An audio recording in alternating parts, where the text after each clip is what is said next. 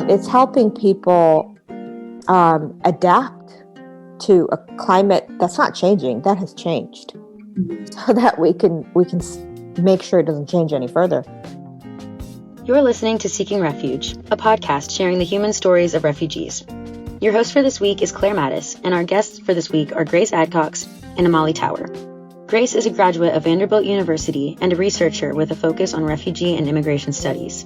Amali Tower is the founder and executive director of Climate Refugees, who has been working to promote the protection of refugees for over 15 years. Before we get into these interviews, we're going to give you a little background on the issue of climate change and refugees. Climate change is a growing problem throughout the world that is beginning to cause large populations to flee their homes and seek asylum elsewhere. A quote from the UNHCR states that hazards resulting from the increasing intensity and frequency of extreme weather events, such as abnormally heavy rainfall, prolonged droughts, desertification, environmental deregulation, or sea level rise, and cyclones are already causing an average of more than 20 million people to leave their homes and move to other areas in their countries each year. As for the internal displacements, there were 24.2 million new displacements by disasters in 2016. As in previous years, South and East Asia were the regions most affected. While China, India, and the Philippines have the highest absolute numbers, small island states suffer disproportionately once population size is taken into account. This problem is only growing, and many believe that world leaders are not doing enough. Nearly 1,900 disasters triggered 24.9 million new displacements across 140 countries and territories since 2019. This is the highest figure recorded since 2012 and 3 times the number of displacements caused by conflict and violence. However, talking about climate change and how it affects displaced people can be difficult because the term climate refugee is not endorsed by the UNHCR, and it is more accurate to refer to persons displaced in the context of disasters and climate change.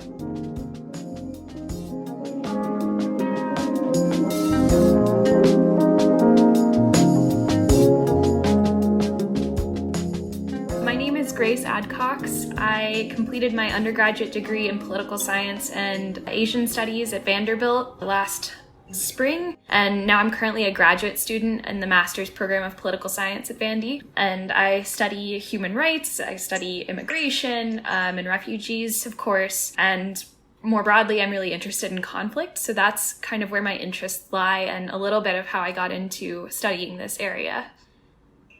Could you just tell us what you think the most accurate definition of a climate refugee is, or how one should go about defining that?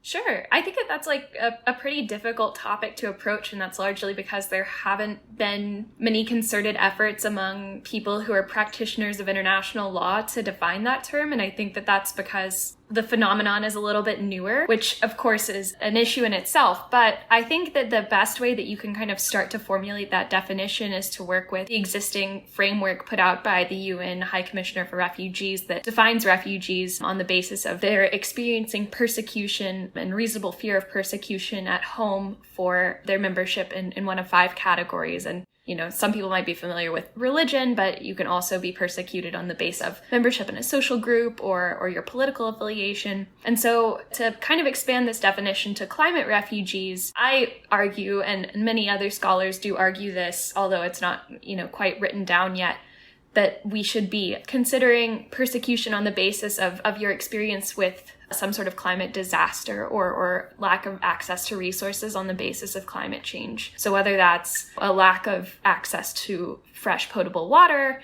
or a lack of access to food sources that are reliable and consistent, or if you have been displaced because of some sort of natural disaster like a hurricane or an earthquake, those are all potential reasons for someone to become a climate refugee. And like I said, it's really difficult to come up with a consistent definition for this until we have more people who are practitioners and who write these definitions to kind of promulgate that across the wide range of people that are studying and are interested in policy surrounding immigration and climate refugees. Thank you. I know it's a really heavily debated topic, so it's good to have consensus of what a definition could be. So in your article, you mentioned the 1951 convention relating to the status of refugees. Could you explain the effect that has on why we can't define a climate refugee right now, or what that has on just the topic in general? Yeah, absolutely. So the original convention, which was made by the United Nations, originally responded to the refugee crisis that was initiated by World War II. Initially, the convention really limited the scope of who could be considered a refugee to Europeans who had to flee on the basis of, the war. And that is obviously going to restrict the population that you're talking about. And so the expansion to this convention took away this geographical and time range restriction in order to identify, okay, refugees are these people who are facing a consistent fear of persecution on the basis of these 5 categories. And these are the protections afforded to them. And namely, I would say the most important protection is non-refoulement, which is a French word that basically means you can't be returned to a place where you are going to be persecuted. It's an obligation for member states of the United Nations to ensure that they're not returning people to places where they could experience immense violence and persecution and even death if they were forced to return. So that's really where the basis of our understanding of what a refugee has come from. But as times have changed since 1945, the end of World War II, there have obviously been huge international events that have led us to kind of reevaluate this definition and think about ways we could substantially expand it. So more recent court cases, like in the United States, for example, addressing people coming from Central America, have considered people who've experienced domestic violence or people who've experienced gang violence as potentially being refugees, even though those don't fall neatly into the original 5 categories of protected refugee status. Similarly, climate refugees are one of those expanding categories where there's not a lot of precedent in international law to talk about them as refugees, but the experiences they have and the protections that they need really mirror what those original refugees look like. Thank you. You answered 2 of my questions in that. I was also, when reading your article, noticed you were talking about language used when talking about climate refugees. And I wanted to know, how does language or rhetoric used affect the way we discuss climate refugees and affect the way people think about what a climate refugee is? Yeah, that's a great question. I think that language is almost everything at this day and age. It's important to consider language because we have to know who falls under what category and who receives the protections that are afforded by a specific definition. So, for example, if I were to come to a border of some sovereign state and say, I am a climate refugee, that's not going to be accepted and taken, at my word, but instead there's going to be this debate that goes on. I'll probably go through an immigration court, experience years of a wait list, or face deportation, or have to stay in a camp on the border until my case is heard. And a lot of that is because we need to have an expansion on the definitions that we use for identifying refugees. And part of that is also because most people who aren't directly involved in the lives of refugees, immigrants, migrants, asylum seekers, don't really know the differences between them. You would be hard-pressed to look at an American television news network and find them consistently using the word refugee when they're talking about a population that is a refugee population. Instead, they'll probably reference migrants or immigrants.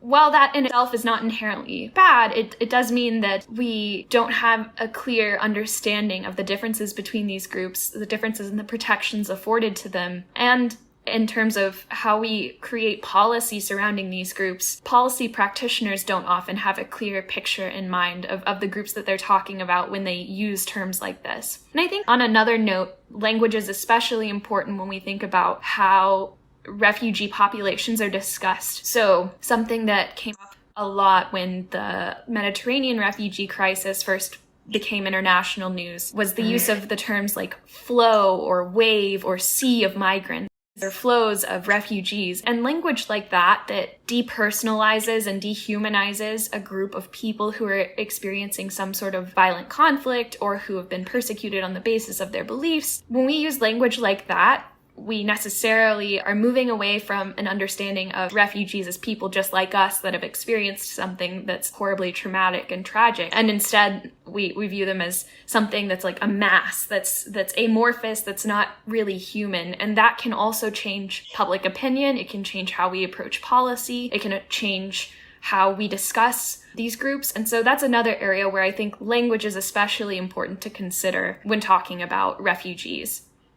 Do you think the criteria for being considered a refugee is outdated? And what do you think people should do to update those criteria? Like, what conversations should we be having about that? Yeah, absolutely. I think that the nature of law is something that seems really static and set in stone, but it shouldn't be. It should be something that evolves as we evolve, as our societies change, as the challenges that we face change over time. And like I said with the court case earlier about people who had experienced gang violence or domestic violence making claims as asylum seekers, as potential refugees, I think it's really important that we start considering alternative definitions of why someone might experience persecution. And I think that climate persecution is just as valid as religious persecution as a reason for someone to seek refuge in a different country than the one that they came from. And so in order to move forward on that, I think that it's really important to put pressure on policymakers, especially on policymakers that have this influence on the international stage, to make this a priority when they meet at things like conferences for climate policy or at conferences for human rights. And furthermore, to take that from this international stage back to the domestic stage and change the policies that we develop in response to refugees and to immigrants at the border so that it's much more up to date for that purpose. In your article, you said refugees are mobilizing to plan for climate change in different areas. You said Norfolk and New Zealand. Could you tell us more about that and what that consists of? Yeah, so climate change is something that I don't feel that qualified to speak about as not coming from a scientific background, but from the perspective of someone that is just like a casual reader of science and climate news, it seems that there's going to be a really wide variation in how people experience climate change. For some areas, that'll mean increased floods. For others, it'll mean increased droughts. And it'll also mean massive storms, it'll mean earthquakes, and some areas are going to face the effects much sooner than others. So people are responding in very different ways to climate refugees that would be spurred by this. I believe the Norfolk example that I referenced was in reference to some increase in ocean tides leading to displacement of people living domestically in the United States. And I think it's important to recognize that this is going to be something that happens all over the world. Norfolk, Virginia may be responding to people who no longer have space like at the seashore to have their houses. But if you look instead at how New Zealand is responding to climate change, New Zealand is a large country that's an island state, but small island developing states in the Pacific and in the Caribbean are going to face in very near years that they will experience a lack of fresh water because of increasing ocean tides, as well as the salinization of their freshwater sources on the islands since they're quite small. There are already some small islands in Micronesia, for example, that are no longer suitable for any sort of agricultural practice because of the lack of space and fresh water to sustain those practices. And so these people are entirely dependent upon other islands or other states to give them those resources, and it's becoming more and more difficult to imagine those as sustainable practices. So we're starting to see some responses, like in New Zealand, where humanitarian visas are being issued in order to allow people who are residents of small island developing states to resettle their lives, develop some sort of satellite community, basically, of refugees who've left their old homes and sort of approximate the culture and societal loss that would happen if they'd just been forced to flee everywhere across the world. So there are different ways of responding to climate refugees, and I think that it's going to have to be entirely context dependent what policies will work for which populations. And especially, I think it's important to center the voices of the people that are experiencing climate crises themselves. Like I said, those are going to happen at different times for different areas around the world, and they're going to happen in different ways for different people. And it's important to seek out those people and understand what they want in terms of an equitable, fair solution to the crises they're facing. And especially for people that will never be able to return, how they want to establish themselves in a new place forever. Since, especially with small island developing states, there's not likely to be a return home. What do you think the U.S. government specifically should be doing to, prepare for climate migration? What should they be doing to either prepare or combat that? It's a good question. I know that the U.S. government is really interested in studying and learning more about climate migration, and even the recently appointed head of the armed services has suggested that this is going to be one of his priorities. But to me, I'm concerned that the US government is much more focused on maintaining their resource consumption and preventing the outbreak of conflict, rather than thinking about equitable, safe ways to resettle people who are going to lose access to their homes and their communities. So I think that more focus needs to go toward developing these sorts of responsive tools in order to promote the safe resettlement of climate refugees, rather than thinking instead about, well, how do we stop the water wars? How do we make sure that we're able to access enough natural gas when that's contributing to climate change? So to me, I'm seeing a very self-centered sort of motivation by the government to respond, and instead try to maintain a status quo of resource consumption that is undoubtedly contributing to climate change, rather than centering sort of the people that are directly experiencing it, even the people that are already in the United States and experiencing the effects of climate change. So that's really, I think, where we need to push the government to go. So at the end of your article, you listed a few books and links about this topic. So what resources do you recommend students use to get information about climate refugees? Do you have any books worth suggesting, anything like that? Yeah, I think that because this is such a new area, and we haven't really started even identifying people as climate refugees until the last decade, that there's some really interesting new work that's worth pursuing. I enjoyed Jeff Goodell's book, The Water Will Come, which he's a journalist, and so his perspective is not that from, a scientist or from politician or an activist, but rather someone that's just done a lot of research and talked to a lot of people. And so you get a very direct view from his perspective and from the perspective of ordinary people that have experienced climate change and experts of what will happen if we don't make a strong response to climate change and the potentiality of vast numbers of climate refugees that can number into the hundreds of millions within the next 50 years. That, I think, is an excellent book, and it's very readable. Beyond that, I also think that Naomi Klein, who is an excellent writer, has written some great books that are tangentially related to this subject. Further, though, I would suggest that anyone that wants to learn more should be looking directly to the source at the United Nations High Commission for Refugees. While they may not explicitly define climate refugees as part of their understanding of who refugees are, they are doing lots of work to understand what's the pressing need for this population. How should we be responding to climate refugees, climate migrants that are emerging in droves in many different places around the world? So I think that that's another good place to look.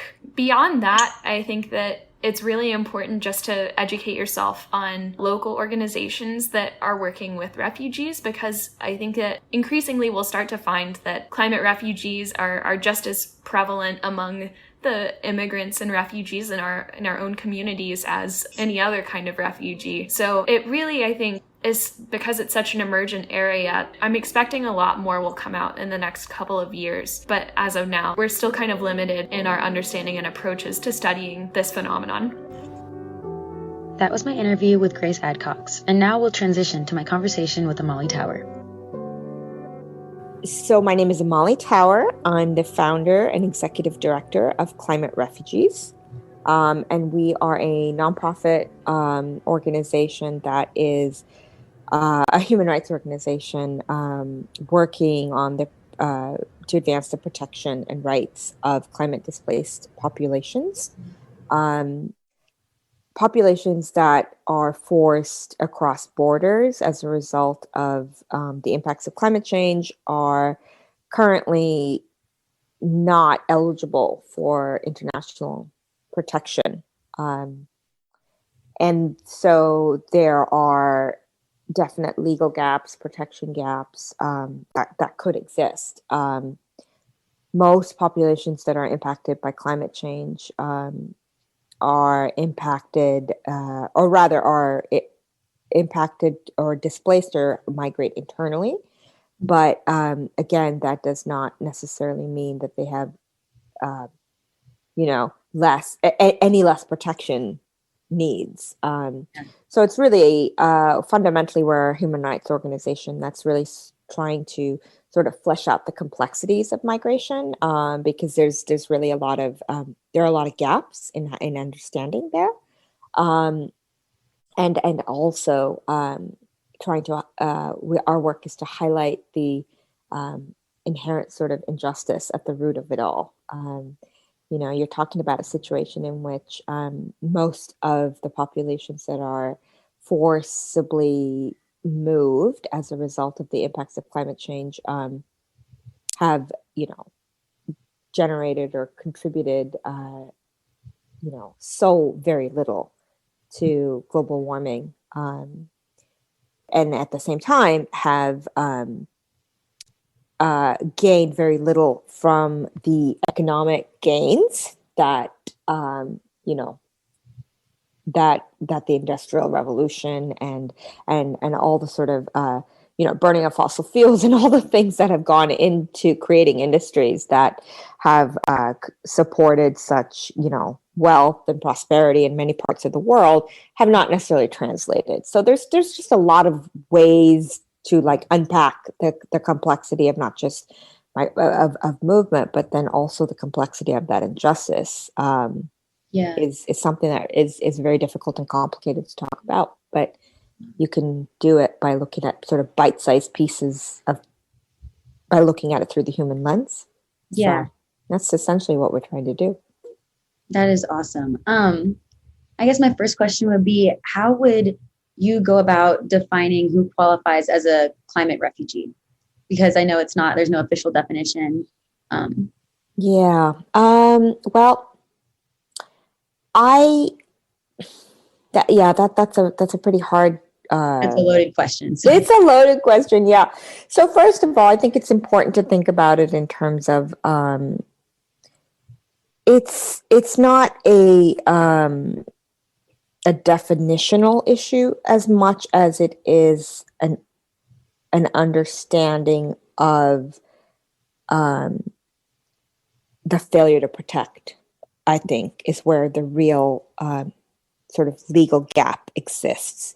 And by that, I don't mean technically. I mean in terms of the way we process, think, and approach what is very certainly, an emerging concern, let's say, for lack of a better word. When you think about the fact that displacement dynamics today are not necessarily the same as the system that we've established. The world has changed, the climate has changed, and so displacement dynamics, don't necessarily match the changed climate is how I like to sort of bookend that conversation. So when it comes to your question about a definition, here's how it stands technically. We've gone from an understanding that's very much, well, the 1951 Refugee Convention defines somebody who has crossed a border, left their country, that is, and crossed into another country, and has on the basis of a well-founded fear of persecution, on the basis of race, religion, nationality, political opinion, or membership in a particular social group. And really nowhere in there is anything sort of very akin to climate change. However, we've come along progressively quite quickly. In that last year, in October, UNHCR released a legal paper, or rather legal considerations, I believe is how you'd call it, that essentially fleshes out and a broader understanding that they had before, but now is very technical and specific, to say that in certain contexts, people could meet the definition or the threshold of meeting protection under that refugee definition. And why? Well, because it's not necessarily the event or the issue that sort of, impacted them to move. So two ways that could really happen is climate change impacts can have a disproportionate, impact on certain populations who may not have access, to the certain remedies, like whether it's a disaster or whether it's slow onset impacts, right? Because they're marginalized already, or they're an oppressed sort of population. They may not have the access and the means, and so that is a form of discrimination. So by doing that violates their rights, and so that could be a basis under which they're protected. And then the other also being that obviously climate change can have these impacts that threaten and exacerbate underlying conditions, the social disruptions that I think we all know can occur. So broadly speaking, without going into all the nitty gritty of those considerations, there are those scenarios under which people can certainly find protection under the legal instruments as they stand now. The other ways in which that can happen are regional instruments that have long existed, like the 1984 Cartagena Declaration in Latin America and the 1969 Organization of African Unity Convention has a wider definition of refugees to include those who flee conditions that, quote, disturb the public order. Mm-hmm. So when I founded the organization, these were certainly principles in my mind. That being, going back to what I said about it's more important to think about the protection needs of people rather than the legal definitions necessarily. Certainly Latin America and certainly, the African continent recognize that people might move for reasons that don't fall under the strictest definition of the convention, because, things that disturb the public order, although not defined, can be understood, right, as like a lot of the internal dynamics in a country, that may not necessarily become a full-fledged war, but might, certainly might diminish the rights of certain people. Right, like if you're marginalized or you're a minority group, events can happen that sort of heighten those violations, really. So climate change can certainly fall into that category, right? And then there have also been countries who have supplementary definitions, like environmental disasters in their definitions. So this is not unprecedented, that such a thing can exist. And right now, while that's all we really have, the real thing to consider is human rights law, and how much that has played a role in certain individual cases over the last, year or two. That has, I think, significantly will play a role in sort of illustrating what we need to do on a broader level. And that is essentially to say that, look, anything that sort of anything that is a threat to someone's life, the right to life, and that is a fundamental right. The right to life is on its own a fundamental right, but there's also the right to water. There's the right to food. There's the right to, health. These things are also diminished or being threatened, if you will, by climate change. And so this is what I'm talking about in terms of we have to recognize that this isn't like this sort of zero-sum game, climate change movement. No, people are being impacted in ways that climate change might very slowly over time weaken and threaten many of these rights. And as it threatens and weakens many of these rights, it might eventually force people into situations where they don't have any other options but to move internally or to their cities or maybe across borders, or it might create conflicts and crises. So I know that's a very like not an answer to your question, and I'm trying to express to your listeners that it's very important that we not seek nice, neat answers. It's far more important that we understand the complexity of how climate change is impacting human beings. Yeah. Most importantly, human beings that are already living on the margins, and are not in our countries, who had very little to do with creating the situation to begin with. It's fundamentally a justice issue. Yeah.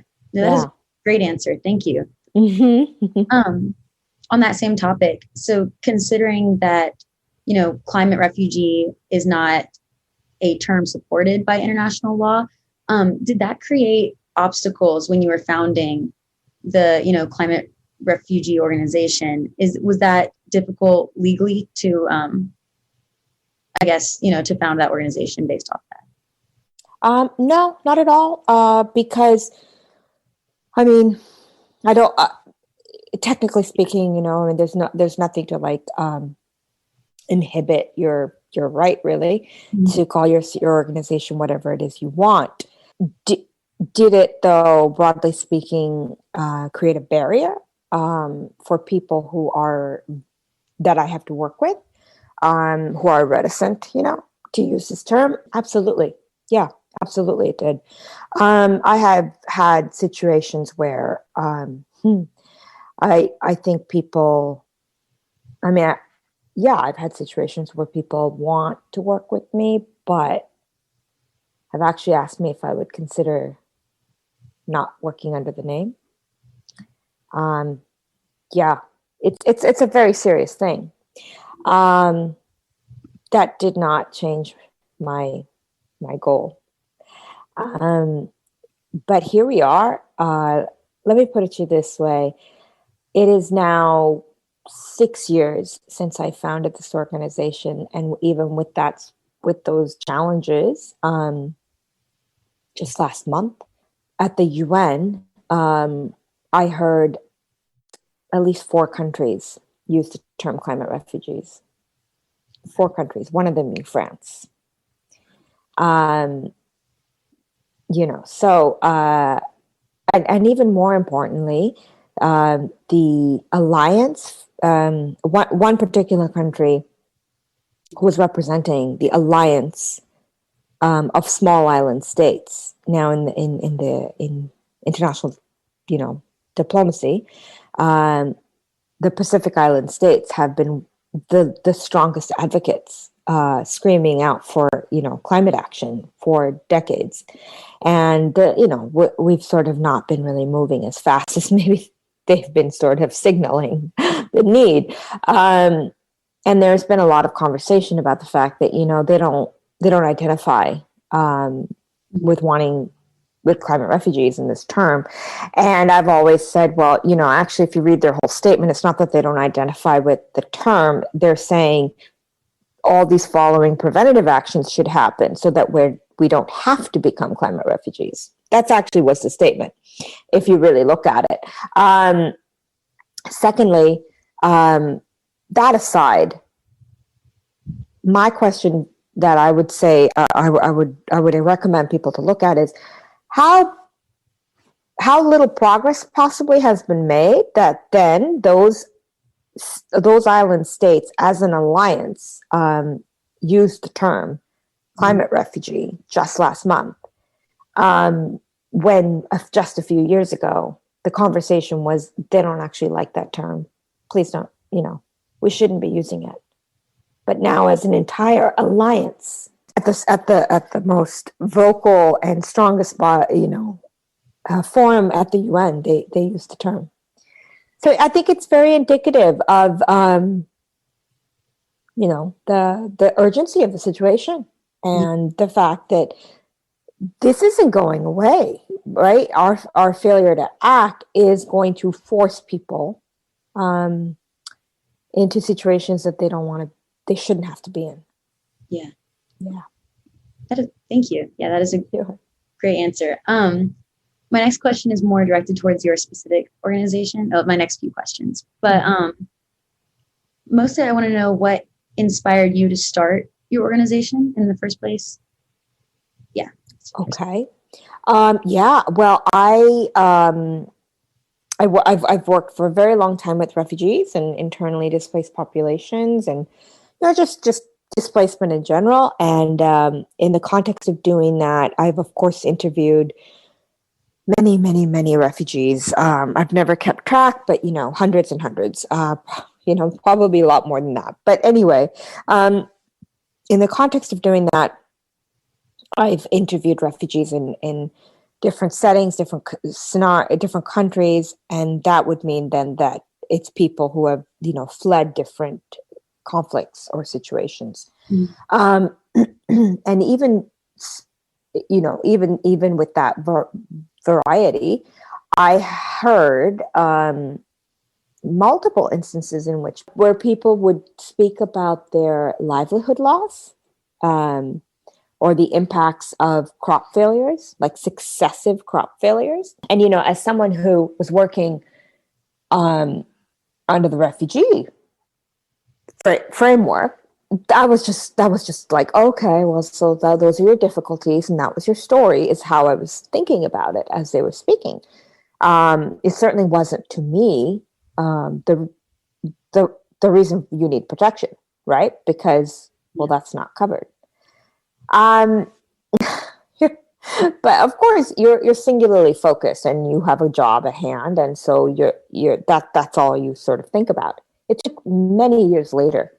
When I unpacked that, I realized, oh my gosh, it was right there in front of me. All these people talking about essentially climate change. Mm-hmm. So it was that process of like reflection that made me recognize that there's certainly a problem on the horizon. It's kind of sort of being talked about. It's mainly being protected in terms of disasters, because that's something that's easier to communicate and it's easier to sort of deal with. And we have frameworks for disaster risk reduction and things like this. But the slow onset effects and by slow onset effects, I'm talking about drought and desertification, the rainfall variability, these kind of things where so much of the world lives off the land. Climate change is not an environmental issue. Climate change is an economic issue. Climate change is a social and political issue. Climate change feels like persecution. And that really, once I saw that, purely by just unpacking and reflecting on so many stories I'd heard, that became the impetus. And that's why I founded the organization. It's just really that simple. It's just reflecting on what I heard. It's not anything that I discovered on my own, Yeah. People told me what was happening. Yeah.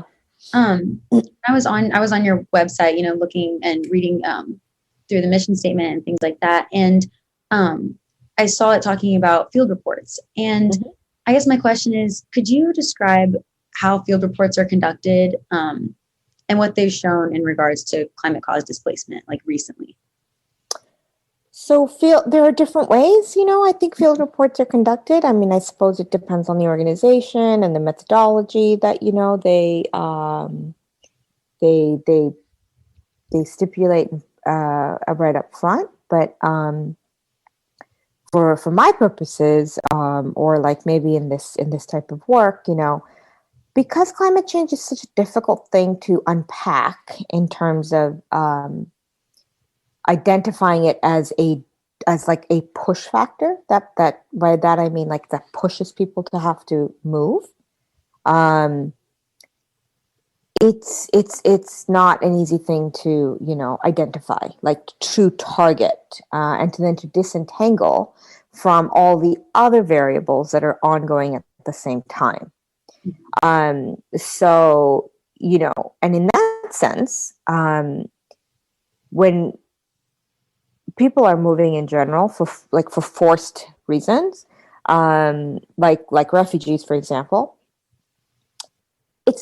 it can be very clear to understand, right, that they're moving because of war, of conflict, because, well, we all know that there's a war.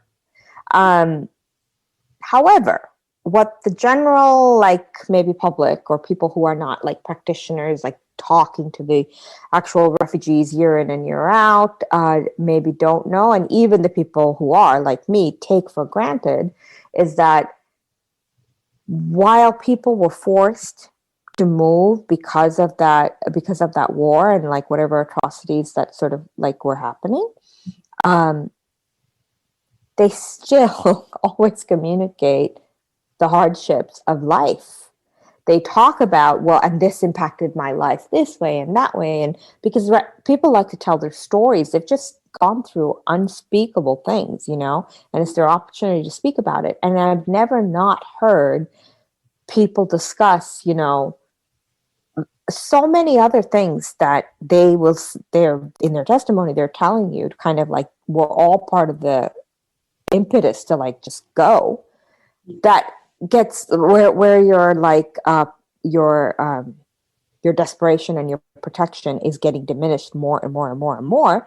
That happens over time. It's not unnatural for people to have to be displaced multiple times, generally internally, and then they cross a border because again their protection is again impeded by being within the country, and then they eventually flee across borders. So what I'm saying to you is this is not some like it's not as clean as one might believe. It's not like horrible things happened, I fled.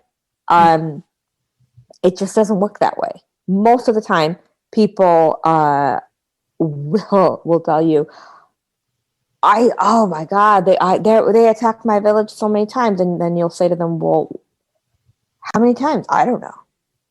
It's countless for them. And you're sitting there going, why wouldn't you have left? So why now? Why did you leave now? And that becomes an interesting story in itself. And by hearing the answer, you hear all the things I mentioned. Now, when it comes to climate change, though, you hear it's very similar, right? There may be not, the only thing that's missing is there's no war or conflict possibly. Yeah. But people will still talk about it in the same way. They'll talk about multiple years of crop failures. And so all the things that they did to mitigate that. How did they survive? How did they adapt? Blah, blah, blah. And again, the question still will remain, well, why now? What happened now? What threatened you to, or made you so vulnerable now? Mm-hmm. So that's what I mean by it's very hard to identify, that one specific target and then to disentangle it from all the other elements, because it's just generally how this works, whether you're a refugee or, from conflict, or whether you're someone who's fleeing something that we don't have the same protection framework for. So when you do a field report, you are cognizant of that reality, and you're not trying to go around and lead people, in questions that get, you're just not leading. You're not asking leading questions. You're trying to ask questions. I mean, as at least I am, that demonstrate everything I just said to you. How do you do that? Well, a lot of ways you do that. And obviously that's a whole school of thought one can research and read. But that's what field reports are for me. And that's talking to the impacted populations. But with it also comes talking to all the experts that you'll see I might speak to because I have a very interdisciplinary approach. I don't believe that climate change is an environmental issue that science is only going to solve. Science informs us, science informs us this is happening, but in terms of how it impacts our world, you have to understand that you have to approach this from so many various disciplines, from an economic dimension, a social, a cultural, a political, in order to actually have, an idea of solutions. Yeah. So that to me is a field report and how I approach it. Thank you. I guess my next question would be, so you mentioned you'd worked for years before founding the organization with refugees. What specifically was your job back then? What different things did you do? I worked for various NGOs, and I've worked for the UN Refugee Agency, and I've worked for organizations that were working within the U.S. Refugee Admissions Program. So yeah, it's all been like, protecting the rights and of refugees in all the various sort of like elements of people who are displaced. So how resettlement works is UNHCR, most countries will have agreements where they take a certain amount of people that they will resettle, that UNHCR identifies as in need of durable solutions, one of them being resettlement. There are sort of three durable solutions pursued. Resettlement is one that is usually identified for populations who have been displaced for more than 5 years. So when you do that, that you have to recognize how many multi-millions of people are refugees. So you have to go through sort of like a protection analysis of who really is the most vulnerable, most in need. So that there's a whole bunch of work that happens in that space. And so that's what I was engaged in, at various levels. But, I've done other things as well, in areas of like conflict risk analysis, working with multilateral organizations, all of which are informative to this work. That's really impressive. I guess my next question would be, so what do you suggest the international community can do to, I guess, provide more help to the community of climate refugees? What specific policies should be passed, I guess, or anything like that? What can the international community do to help climate refugees? Okay. Well, I think the first thing the international community can do better is to help people not to have to forcibly be displaced. Mm-hmm. Nobody wants to leave their home, I think that might be something that maybe a lot of like Western and rich nations in Europe and the United States, Canada, what have you, like what I'd classify as the global north don't maybe understand is that, people aren't in desperate need to like leave their homes and come to so-called greener pastures in the global north, because that's how the global north acts, right? They have this very securitized border responses and keep everybody out kind of approach. And so I have to assume that they assume everyone wants to come here out of sheer choice because they want something better. Yeah, that might be an element. That might be a wish or hope, but they're not unaware that most countries don't have very welcoming policies. There aren't a lot of options for immigration, right, for most people in the global south. Why do I bring up these dynamics of global north and south? Well, because most of the displacement that's happening is in the global south. It's happening to countries that had very little contribution to global warming, but are paying a very heavy price right now. In many, many ways, one of them being forced movements. So it's important that then countries recognize that that's not the issue. It's not keeping people out. It's helping people stay.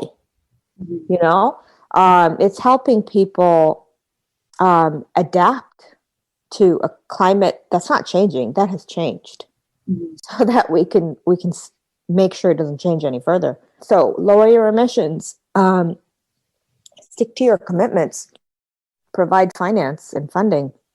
Yeah. That's by far the biggest and most urgent thing that people can do, the international community can do.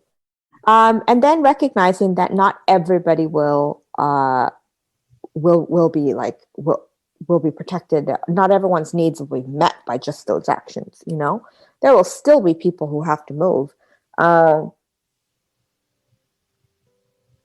because the impacts, it's too late. They're already being felt. And so we need to have, safe, accessible, not just like welcoming,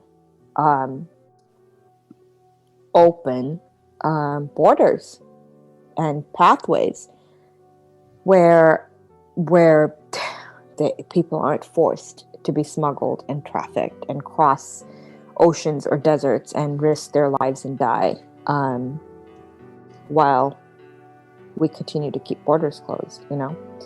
That those two things need to happen, and they also need to be recognized in terms of why people are moving rather than the assumptive reasons, which I think are why we probably make so little progress. That was Amali Tower talking to us about her experience with climate refugees. If you liked this episode, be sure to subscribe, rate, and review us in the comments below. If you'd like to get in touch with us, email us at seekingrefugepodcast@gmail.com. Follow us at Refugee Podcast on Instagram, Twitter, and Facebook for all updates on our show. Thank you so much for listening, and we'll see you in the next one.